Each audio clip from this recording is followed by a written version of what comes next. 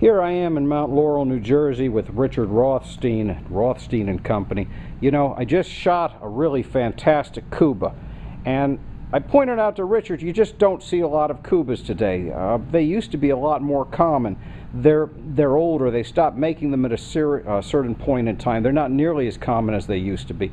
And now the market is drying up. So it's very rare to see one great Kuba in a day, and it's even rarer to see two great Kubas in a day. This one tends to be a little more rustic, not quite as fine as the previous Kuba, but it's got a vitality to it. We can see these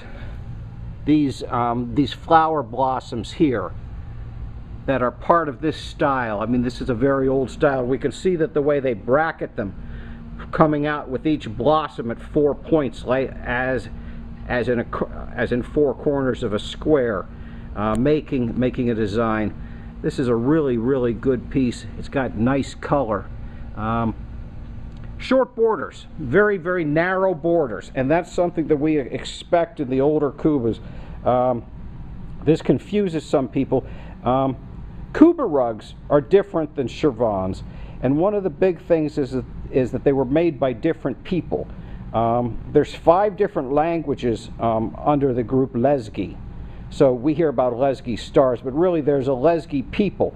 They populated the area along the Caspian Sea north of the Shervan area, and these rugs tended to make the ribbed back. They tended to use this design, and it's not as well documented. But this is obviously a rug by Lesgi-speaking people. And it's just a fantastic example. Going down, let's take a look at those borders. We see a very narrow border. We see the blue on the outside. This almost like a strip, and then we don't see it along the sides. This is not the way an Azeri would do the border, but this is the way that a Lesgi would do it. I'm going to pick it up a little bit because it's on top of the other Kubas, so you can see with my hand there how narrow the border is. Typical of very old Kuba rugs.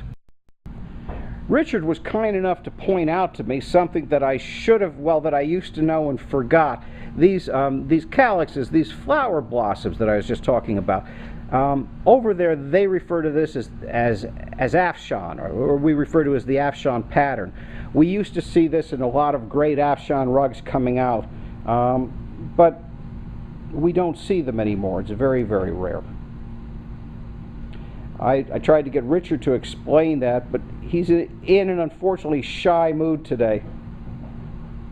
That might be him laughing in the background, but it's always a pleasure to see him. You know, he's so well read and knows these rugs and has paid a lot of attention to it, so it makes it very interesting when we get together and talk.